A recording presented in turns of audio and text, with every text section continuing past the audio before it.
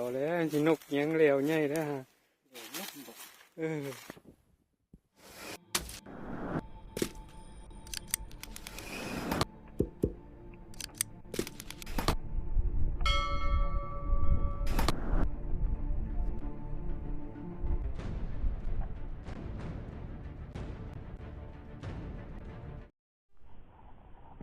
พวกหมากไม้พี่น้องหมากเพียงมันเงินมากนะมันมีแต่ดอกมันทารุนน้ำกันเนาะนกเข้าอยู่นกจุกมันว่าท่านได้เป็นหมากมันมีแต่ดอกมันเข้ากินดอกมันเฉยๆ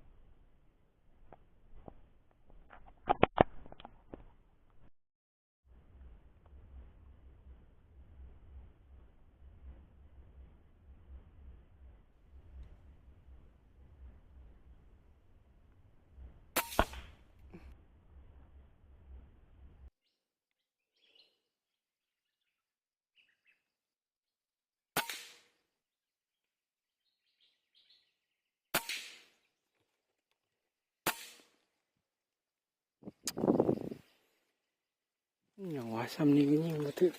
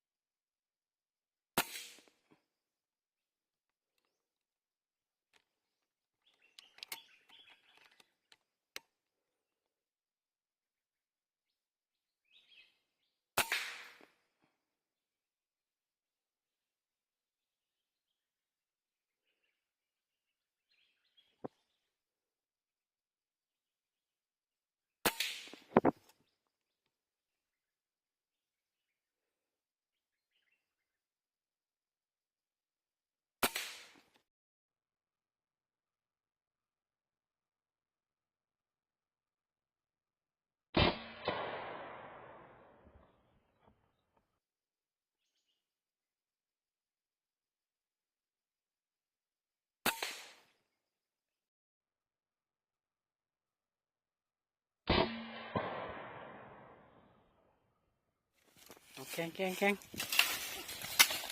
สั้นเอาก็ได้บ่ผ้าเขาก็มีเห็นนะอยู่ในอันนั้นผมไม่ได้ออกมาใส่สโคปบ่ทันโอ้ว่าสิใส่สโคปถ่ายได้ถ่ายบ่ทันยันมันไปงออยู่เทิงว่างเนาะกกย่าง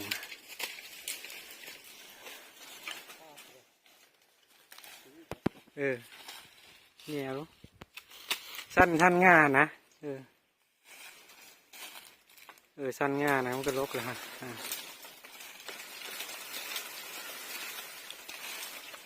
กูยังบ่ตายนะ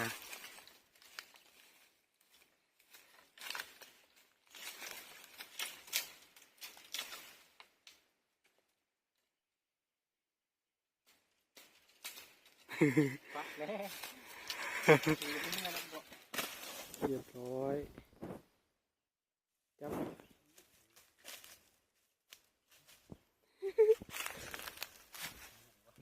เหลวแล้วสินกยังเหลวใหญ่แล้วฮะเหลวใหญ่นะฮะมันนกได้วันบินนกมันบินมาจักเห็นปินหลังลายมาทั้งข้างนะเขายิงฮะ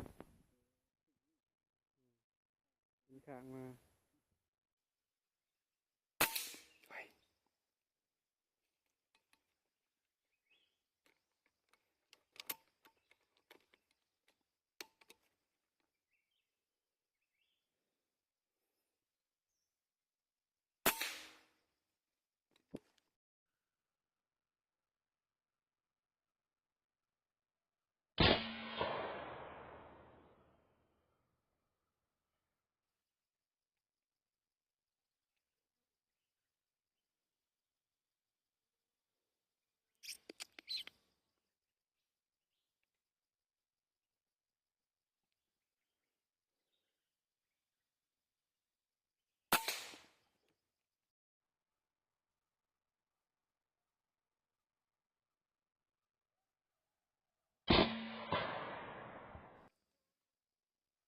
สรุปผลงานเนาะไปซ้ำนี้แล้วมื้อนี้มานของใหญ่เลยมื้อนี้กระเด็น5 ตัวนกเหลืองตัวหนึ่งเดี๋ยวใหญ่ตัวหนึ่งมันมื้อนี้กบหมักม่วงนั่งมันคำนะสิออกเมื่อแล้วเนาะวันนี้เนาะกันโบเบิดอาทิตย์หน้าจังสีมาใหม่หมานอยู่มันนี่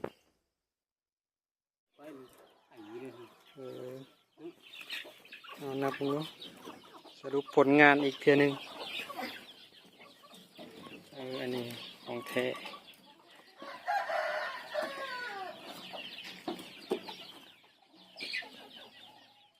ยิ่งจะเล่นนี้เราต่ตัวหนึ่งอันยิงตั้งหลายบาทไงบ่ถือบัดเอาอันนั้นออกมันบ่ถือยิงบ่ถือแก้มเป็นอย่างเงี้ยหนึ่งเรื่องกระลินเจ็กตัว1 2 3 4 5นก2 4 5 6 7นกเหลือง6 ตัวเนาะครับเหลียวใหญ่ตัวหนึ่งหอนนี้ไม่หลายนกเหลืองตัวหนึ่งนกจุก6 ตัวกระลิน5ขันลูกหอนลูกเหลืองใหญ่ไม่เจอโดดเข้ามานมือนี่ผมลูกเหลืองใหญ่นั่นแหละ